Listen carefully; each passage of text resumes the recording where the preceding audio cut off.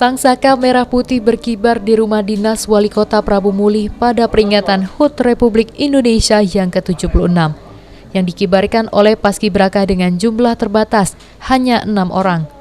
Wali Kota Prabu Mulih Ridho Yahya memimpin langsung jalannya upacara dengan didampingi istri serta juga sejumlah pejabat Prabu Mulih lainnya. Usai upacara, Ridho Yahya mengatakan jika seluruh rakyat bersatu melawan penjajah, saat ini saatnya seluruh rakyat untuk kompak, bersatu, dan bergotong royong melawan COVID-19. Kepada Sang Merah Putih, hormat senjata!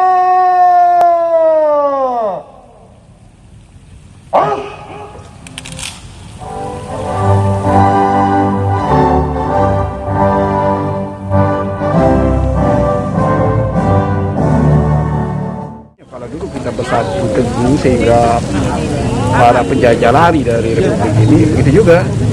Kalau ini kita kompak bersatu, gotong royong, doa, usaha, insya Allah COVID-19 juga akan menjauh ataupun dia bersahabat dengan kita. Itu harapan kita.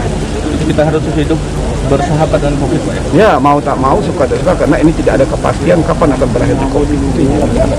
Imbauan bagi masyarakat, Pak? Ya, tetap mengutamakan protokol kesehatan, itu yang menjadi hal utama. Jadi protokol kesehatan menjadi hal utama, itu salah satu solusi bersahabat dengan COVID. Tidak hanya menggelar upacara peringatan HUT RI ke-76, Wali Kota bersama unsur Forkopimda Kota Prabu Mulih juga mengikuti upacara di Istana Merdeka secara virtual. Beni Firdaus, PAL TV.